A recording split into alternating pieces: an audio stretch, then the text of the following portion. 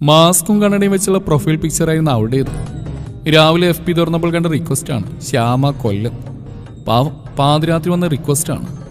Walayar check പോസ്റ്റിൽ ചരക്ക് കാത്തിയെടുക്കുന്ന പോലെയാണ് ഫ്രണ്ട് റിക്വസ്റ്റുകളുടെ നീണ്ട നിര. എല്ലാത്തിനെയും പരിശോധിച്ച് കടത്തിവിടാൻ സമയമെടുക്കും. കാരണം കൊറോണ പോലെ ഫേക്ക് രോഗമാണ് വരുന്ന റിക്വസ്റ്റുകളിലല്ല. സാമൂഹിക അകലം ഇവിടെയും വേണം. രമേശൻ ശ്യാമയുടെ ടൈം ലൈനിലേക്ക് ടൈം കളയാതെ കയറി. കൊല്ലംകാരിയാ, എടുക്കണോ വേണോ? മനസ്സൊന്ന് ചാഞ്ചാടി. കൊല്ലം ജില്ലയിൽ നിന്ന് ഇപ്പം തന്നെ 100-നടുത്ത് ഫ്രണ്ട്സുകളുണ്ട്. ഒരു ജില്ലയിൽ നിന്ന് പരമാവധി 15 പുരുഷന്മാരും 15 സ്ത്രീകളും. അങ്ങനെ 14 ജില്ലകളിൽ നിന്ന് ഒരു 500-ൽ താഴെ ഫ്രണ്ട്സുകൾ. പിന്നെ കുടുംബക്കാർ, മറുനാടൻ മലയാളീസ്, എഴുത്തുകാർ, അങ്ങനെ 1000 പേര്. അതാണ് എൻ്റെ FB ഉദ്യാനം. ഏതായാലും ശ്യാമയെ രമേശൻ അങ്ങ് എടുത്തു. അപ്പോഴാണ് സൂപ്പർ ഡീലക്സിന്റെ വേഗത്തിൽ അടുക്കളയിലേക്ക് പോകുകയായിരുന്ന ലിമിറ്റഡ് സ്റ്റോപ്പ് ബസ് രമേശിന്റെ ഭാര്യ വനജ കിടപ്പറ ജംഗ്ഷനിൽ വന്ന് ബ്രേക്കിട്ട് വാതിലിൽ നിർത്തി ഹോൺ അടിച്ചത്. എന്താ പരിപാടി? ഇങ്ങനെ എഴുന്നേറ്റ് വന്നേ. എന്താണ്? പെരക്ക് ചുറ്റി എലി മണ്ണെടുക്കുക. എലിപ്പെട്ടി ഒന്ന് വെക്കണം, വാ. എലിപ്പെട്ടി എങ്ങനെ കെണിച്ചു വെക്കുന്നത്? നിങ്ങൾ FBയിൽ പഴയൊരു ഫോട്ടോ ഇട്ടിട്ടില്ലേ? അത് തന്നെ. എത്ര പെണ്ണുങ്ങളാ വീഴുന്നു, മെസ്സേജിൽ വന്ന് മണ്ണുമാന്തി മാളുണ്ടാക്കുന്നു. മെസ്സഞ്ചർ മൊത്തം എലിമടയല്ലേ? ദേവണ്ണേ, പണ്ടൊരു തേടി ലേശം കൊച്ചു വർത്തമാനം പറയാൻ വേണ്ടി ചാറ്റിംഗ് നടത്തിയെന്നുള്ള നേരാ. അത് നീ കണ്ടുപിടിച്ചു. അതോടെ ആ പരിപാടി നിർത്തുകയും ചെയ്തു. അതിങ്ങനെ എപ്പോഴും പറഞ്ഞു പോലെ ചൊറിയാൻ നിൽക്കരുത് കേട്ടോ. ഞാൻ ചൊറിയാനും മാന്താനൊന്നും വന്നല്ല. കൂടെ കിടക്കുന്നവനല്ലേ രാപ്പനി അറിയൂ. അതുകൊട്ടെ, വന്ന് എലിപ്പെട്ടി കണിച്ചു വെക്ക്. മൗനം കെട്ടിയോന് ഭൂഷണം. അവളുടെ പുറകെ മിണ്ടാതെ പോയി രമേശൻ. വീടിന്റെ പുറകിൽ എലിപ്പെട്ടി കണിപ്പിച്ചു വെച്ചു. അത് കഴിഞ്ഞ് എണീറ്റപ്പോൾ ഭാര്യ തുണി അലക്കുന്നു. ഭാര്യ ഒന്ന് സഹായിച്ചു കളയാന്ന് വിചാരിച്ച് അവൾ കഴുകിയിടുന്ന തുണികളെല്ലാം നല്ല വെള്ളത്തിൽ പിഴിഞ്ഞ് അഴയിൽ വിരിച്ചു കൊടുത്തു. ഞാൻ ചെയ്തോളാം, നിങ്ങൾ പൊയ്ക്കോളി എന്ന ഡയലോഗ് പ്രതീക്ഷിച്ച് നിൽക്കുമ്പോൾ അവൾ പറയുക. തുണി വിരിക്കുമ്പോൾ നന്നായിട്ട് പിഴിഞ്ഞ് കുടഞ്ഞു വിരിക്കും മനുഷ്യ. നിങ്ങൾ എന്താ കാണിക്കണേ? അയ്യോ, നശിപ്പിച്ച്. ബ്രായും മാസ്കും ഒന്നിച്ച് പിഴിഞ്ഞ് മാസ്കിന്റെ വള്ളിയും പൊട്ടിച്ചു. കഷ്ടാണ്. പോയി ഞാൻ ചെയ്തോളാം. അത് ശരി, ഇതാണ് വിറ്റകളുടെ സ്വഭാവം. ഉപകാരം ചെയ്യാമെന്ന എനിക്ക് ഇത് തന്നെ കിട്ടണം. എന്തെങ്കിലും പറഞ്ഞാൽ പഴയ ചാറ്റിംഗ് കേസ് എടുത്തിട്ട് നമ്മുടെ വാമൂടും. മുണ്ടാതിരിക്കുന്നതാണ് ഭംഗി. അലക്കും കുളി ഉച്ചയൂണ് കഴിഞ്ഞ് രമേശ റൂമിൽ കയറി FB തുറന്നു. അഴയിൽ നിന്ന് തുണിയെടുക്കണമെന്ന് പറഞ്ഞ ഭാര്യ പുറത്തേക്ക് പോയി. അങ്ങനെ FBയിൽ കറങ്ങുന്ന നേരത്താണ് കൊല്ലത്ത് നിന്ന് ഈ ശ്യാമളാദേവിയുടെ മെസ്സേജ് ചീറിപ്പാഞ്ഞ് രമേശന്റെ മെസ്സഞ്ചറിൽ ഇടിച്ച് നിന്നത്. രമേശൻ മെല്ലെണീറ്റ് വാതിൽക്കൽ വന്ന് പുറത്തേക്ക് വീക്ഷിച്ചു. ഭാഗ്യം, ഭാര്യ ആ പരിസരത്തില്ല. ഹാവൂ, ആശ്വാസമായി. വാതിൽ ചാരി കട്ടിൽ വന്ന് കിടന്നു. എവിടെയാണ്? അവൾ മെസ്സേജ് അയച്ച്. ഇടുക്കിയില്ല. അങ്ങനെ ചാറ്റിംഗ് നീളുന്ന അവസരത്തിൽ രമേശൻ പറഞ്ഞു. അതെ, കാണാനൊരു പൂതി. വീഡിയോ കോൾ ചെയ്യട്ടെ? പ്രശ്നമാവോ? ഏയ്, എന്ത് പ്രശ്നം? എനിക്ക് ആ മുഖം ഒന്ന് കാണണം. വേണ്ട, പിന്നെ കാണാം. അത് പറ്റില്ല. ആ മുഖം ഒന്ന് കാണാൻ വല്ലാത്ത പൂതി. നിങ്ങളുടെ ഭാര്യ എവിടെ ഇല്ലേ? അത് ഞാൻ കല്യാണം കഴിച്ചില്ലല്ലോ. ആണോ?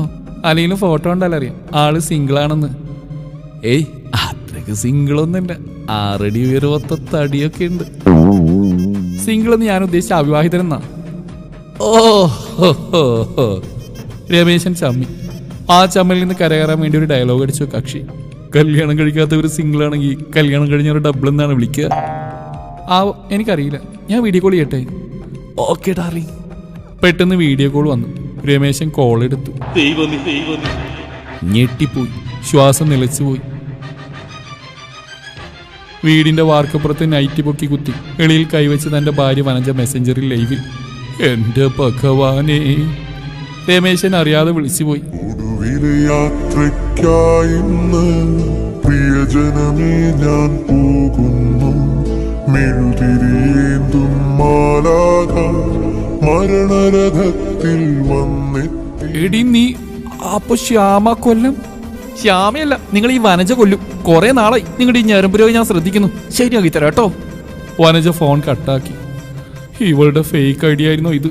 എന്റെ സ്വാമി, ഇനി അങ്ങോട്ട് ജീവിതം വളരെ ക്രൂരവും മൃഗീയവുമായിരിക്കും. സ്വാമിയേ ശരണമയ്യപ്പ.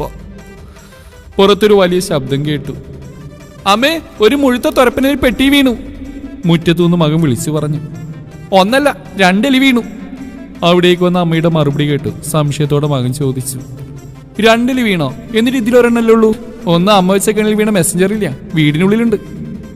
അത് കേട്ടുകൊണ്ട് മുറിക്കുള്ളിൽ നിന്ന് മെസ്സേജർ ആപ്പ് ഡിലീറ്റ് ചെയ്യായിരുന്നു രമേശൻ. വാതിൽക്കൽ കാൽപെരുമാറ്റം കേട്ട് ചങ്കിടിപ്പോടെ അവിടേക്ക് നോക്കി. വാതിൽക്കൽ വനജയുടെ നൈറ്റ് കണ്ടതും രമേശൻ ഓടിച്ചെന്ന് കാലിൽ വീണു. എന്റെ വനജ്, ഇത്തവണത്തേക്ക് ക്ഷമിക്കണം. ചേട്ടനൊരു അബദ്ധം പറ്റിയടി. മക്കളാണ് സത്യം. ഫേസ്ബുക്ക് ഞാൻ ഉപേക്ഷിച്ചു. ഇതെന്താ അച്ഛാ? അച്ഛനെന്താ പറ്റിയത്? കമിഴ് നേർന്ന രമേശൻ സംശയത്തോടെ തലയുയർത്തി നോക്കി. കയ്യിൽ ഉണങ്ങിയ തുണികളുമായി നിൽക്കുന്ന മകൻ. ആ തുണിയിൽ നിന്ന് തൂങ്ങിക്കിടന്ന നൈറ്റിയുടെ ഭാഗം കണ്ട് അത് വനജയാണെന്ന് കരുതിയാണ് രമേശൻ കാലിൽ വീണത്. അയ്യേ, നീയായിരുന്നോ? എന്താ ഒന്ന് മിണ്ടിമറന്ന് വന്നൂടെ? രമേശൻ ചാടിയണീറ്റു. തുണികൾ കട്ടിലേക്ക് ഇട്ടുകൊണ്ട് മകൻ പറഞ്ഞു. അച്ഛാ, എലിയുടെ സംസ്കാര ചടങ്ങിന് വരുന്നില്ലേ? പിന്നെ അന്തരിച്ച തുരപ്പനിൽ എന്റെ അമ്മാവനല്ലേ. ഒന്നുമില്ലും ഗണപതിയുടെ സ്കൂട്ടിയല്ലേ അച്ഛാ എലി? ആ ഒരു പരിഗണന വെച്ചെങ്കിലും അച്ഛനും കൂടി വാ. ഏയ്, ഞാനില്ല. അങ്ങോട്ട് വന്ന് എന്റെയും സംസ്കാരം നടത്തോടാ നിന്റെ അമ്മ. രമേശൻ പിറുവിറുത്തു. അച്ഛൻ എന്താ പറഞ്ഞേ? ഏയ് അല്ല, എന്നെ കണ്ടോന്ന് അമ്മ ചോദിച്ചാ ഞാൻ ടൗണിലേക്ക് പോയെന്ന് പറഞ്ഞേക്ക്. അപ്പൊ അച്ഛൻ പങ്കെടുക്കുന്നില്ലേ? എന്തോന്നിന്? തുരപ്പനെലിയുടെ സംസ്കാര ചടങ്ങിന്? ഇല്ല, സമയമില്ല മോനെ. എലിയുടെ അടിയന്തരത്തിന് തീർച്ചയായിട്ടും പങ്കെടുക്കാം കേട്ടോ. രമേശൻ പുറത്തേക്ക് പോയി. തന്റെ കൂട്ടുകാരൻ മഹേഷിനെ കാണണം. ഈ പ്രശ്നത്തിനൊരു പരിഹാരം ചോദിക്കാം. മഹേഷിന്റെ വീട്ടിലേക്ക് രമേശൻ തന്നെ സ്കൂട്ടർ വേഗത്തിൽ വിട്ടു. റോഡിന്റെ കലുങ്കിൽ കുത്തിയിരുന്ന് ഫേസ്ബുക്ക് നോക്കിയായിരുന്നു മഹേഷ്. ഈ സമയത്താണ് സ്കൂട്ടറിൽ രമേശൻ പാഞ്ഞു വന്ന്. രമേശിനെ കണ്ട് മഹേഷ് ഫോൺ ഓഫാക്കി പോക്കറ്റിലിട്ടു. സ്കൂട്ടർ സൈഡിലൊതുക്കി മഹേഷിനരികിലെത്തിയ രമേശ് ആവിലാദിയോടെ പറഞ്ഞു. എന്റെ പൊന്നളിയ, ഞാൻ ആത്മഹത്യയുടെ വക്കീല. ദൈവമേ, കാലം പോയ പോക്കി വന്നു വന്ന ആത്മഹത്യക്ക് ഒരു വക്കീലായി. എടാ പോത്ത്, വക്കീലല്ല, വക്കീലാണെന്ന്. എന്താളിയ എന്റെ പ്രശ്നം? എന്റെ പൊന്നളിയ, വീട്ടിലാകെ പ്രശ്നമാണ്. എന്താ നിന്റെ രഹസ്യചാരി കേസ് വല്ല മനസ്സ് പൊക്കിയോ? പൊക്കി അളിയാ പൊക്കി. അവളാകെ കഴിപ്പില്ല. അവിടെ മുന്നിപ്പെടാൻ ഞാൻ പുറത്തേക്ക് പോന്നാ. എന്താടേ, ഇതെനിക്ക് പണിയെടുത്താറായില്ലേ? എന്താ നിന്റെ പ്രശ്നം? ഞാനെല്ലാം പറയാം. രമേശനുണ്ടായ സംഭവങ്ങൾ വിവരിച്ചു. കഥ കേട്ട് മഹേഷ് പൊട്ടിച്ചിരിച്ചു. മഹേഷിന്റെ ചിരി കണ്ട് രമേശൻ പറഞ്ഞു. അമ്മക്ക് ഡെലിവറി വേദന, മകൾക്ക് വീണ് റീഡിങ്. എടാ ചിരി നിർത്തടാ, ഇതെങ്ങനെ സോൾവ് ആക്കും അത് പറ. അതല്ല, കാമുകയെ കാണാനുള്ള ആകാംക്ഷയിൽ നിന്ന് നിന്റെ മുമ്പിൽ ഭാര്യ പ്രത്യക്ഷപ്പെട്ടപ്പോ നിന്റെ മുഖം ആ ഫീലിംഗ് ഓർത്തപ്പോ ചിരിച്ചു പോയത് അളിയ.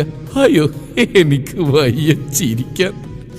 വയ്യാത്ത പട്ടിയെന്തിനാടാ കയ്യാല കയറുന്നു? പെട്ടെന്ന് മഹേഷ് ചിരി നിർത്തി. അളിയ, നമുക്കൊരു കളി കളിച്ചാലോ?